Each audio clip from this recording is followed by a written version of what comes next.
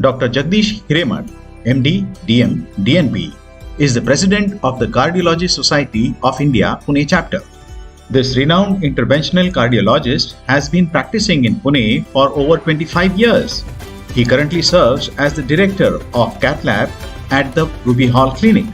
In his previous capacity, he was the Director of Non-invasive Cardiology and Director of CCU at Ruby Hall Clinic, and was also known for his role as the Chief of Cardiology at Poona Hospital. Dr. Hiremath has completed his MD from Pune, DM Cardiology with a gold medal from Mumbai, and DNB Cardiology of the National Board. He has received specialized training in coronary angioplasty from Melbourne, Australia, and is a fellow of the American College of Cardiology.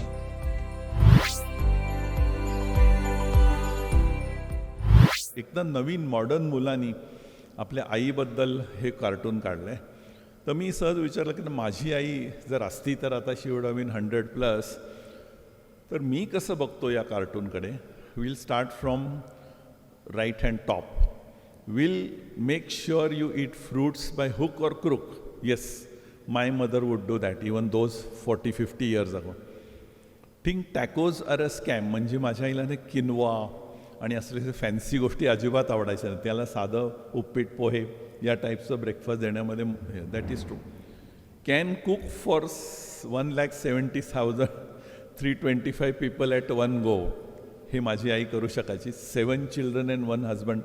एवढ्याच जणांचा संसार इतकी वर्ष नुसता ओढणं was not a joke, but she could do that. तुम्ही कधीही दमून भागून कितीही वाजता आला, रात्री 1 वाजता, तरी she would prepare a meal within 5 minutes. This was her ability to do that. Absolutely loves jokes आणि एवढ्या मोठ्या संसारामध्ये कधीच ती हसायची थांबली नाही. Can kill with a stair. हे मात्र खरं होते, आमची आई अशीच होती. आणि हा लहान मुलगा आपल्या आईबद्दल म्हणतोय ते, पण माझी आई अगदी बदललेलं नाही यातलं काहीच. आणि low key genius, therapist and undercover don, हे सगळं एका व्यक्तिमत्वात असलेली माझी पण आई अशीच होती खरं सांगायचं तर. So this is a multitasker personality. It is not that mental ability of multiple person. And every mom actually is like that. हे पण मल्टीटास्किंग आहे बरं का खरं बघायला.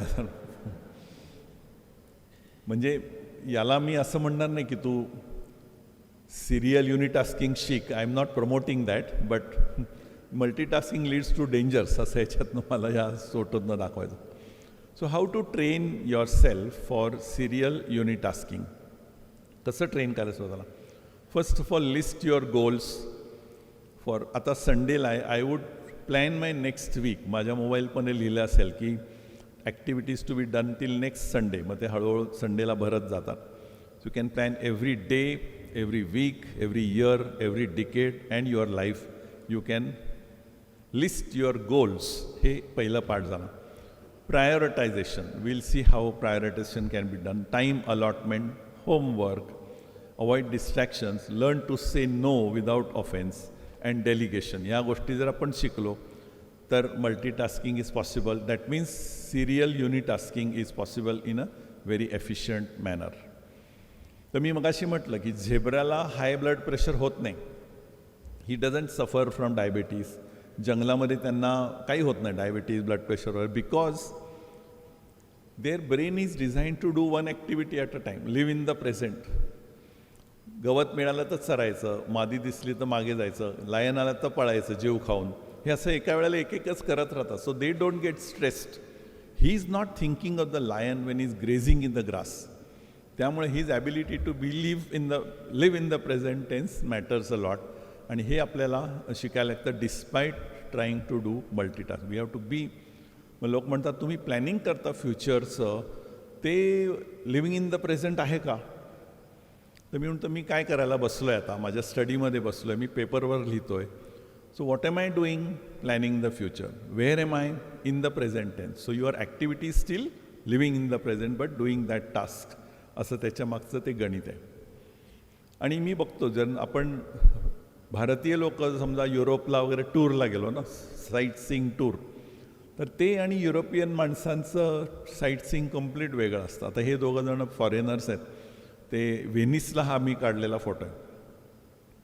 ते मस्त रोड साईड कॅफेमध्ये बसलं आहे. समोर ऑब्जेक्शनल गोष्टी आहेत सिगरेटवर, त्याच्याबद्दल मला म्हणायचं नाही, पण those people are just having a chill pill.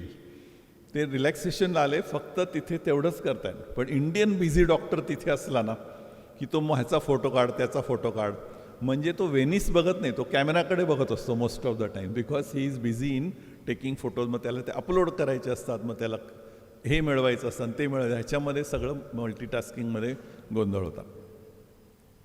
Prioritisation he like Zubin Mehta conducts the orchestra. आता तुम्हाला मी सगळे ऑर्केस्ट्रावाले माहीत आहे, तो त्याला असं खाली केलं की त्याचा टोन हे होणार, असं असं करून इकडे वाढवलं की ह्याची ॲक्टिव्हिटी वाढणार, ऑर्केस्ट्रा कंडक्ट करणारी माणसं.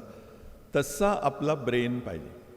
वी शूड एक्झॅक्टली नो कुठल्या ॲक्टिव्हिटीला सप्रेस करायचं, वी शूड कुठल्या ॲक्टिव्हिटीला एन्हान्स करायचं, आणि अशा प्रकारचं ऑर्केस्ट्रा कंडक्टिंग ब्रेन डेव्हलप करणं again comes through listening to lectures, educating, reading, discussing.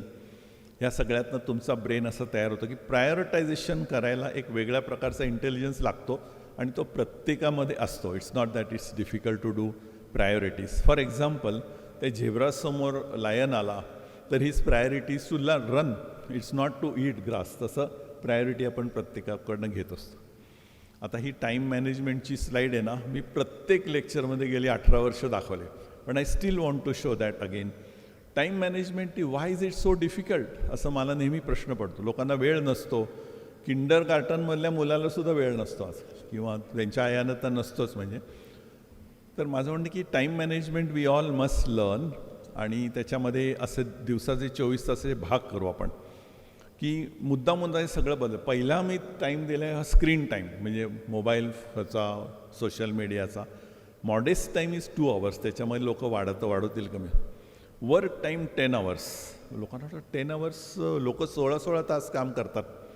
No, suppose I start working in the office at 9 o'clock and work relentlessly till 7 o'clock without lunch, without break, it is 10 hours. याचा अर्थ 10 hours is phenomenal amount of work. तेवढं आपण करत नाही. त्यामुळे I am giving 10 hours for work, म्हणजे your main activity, may be housewife, may be student at home. सगळ्यांनी main ॲक्टिव्हिटीला आपले 10 तास देणं quite possible. Then I set noon rest for half an hour. ही खूप महत्त्वाची असते. We must learn that art of breaking the day into 2 parts. ते झोपणं नाही आहे. It is not sleeping, but it is breaking the day in 2 parts. You have to have physical rest that time. Mental rest तुम्हाला मिळेल की नाही, it's your own ability. But physically what at least I do, or I ask everybody to do, sit in one place and do nothing. No phone calls, nothing. एक 15-20 मिनटं.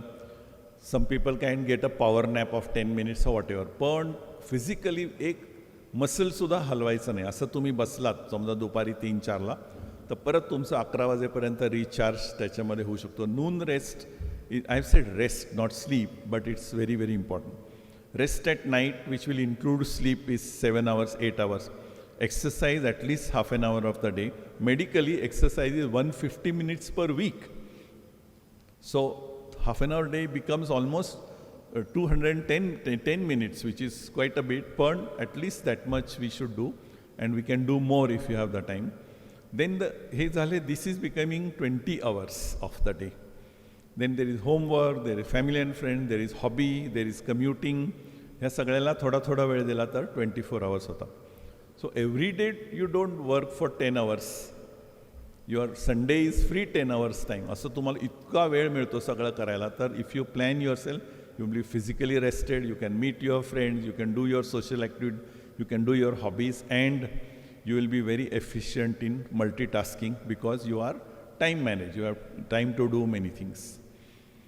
अशा प्रकारची rest कोणाला घेता येते ह्याच्याबद्दल मला विश्वासच नव्हता की तो हत्तीबरोबरच झोपलाय, डायरेक्ट माहूत आहे तो. This is just shown to give you some relief from the lecture. So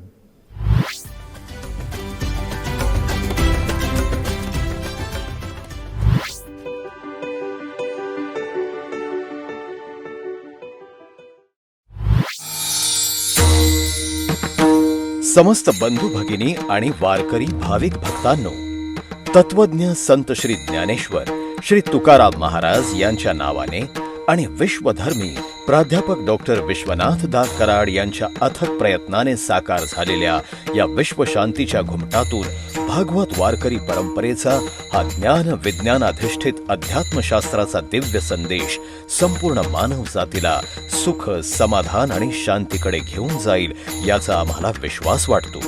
जगभरातील मान्यवरांनी गौरवलेला हा विश्व शांतीचा घुमट लवकरच जगातील एक आश्चर्य म्हणून ओळखला जाईल आणि भारताला विश्वगुरू म्हणून मान्यता प्राप्त करून देईल अशी आमची प्रांजळ भावना आहे.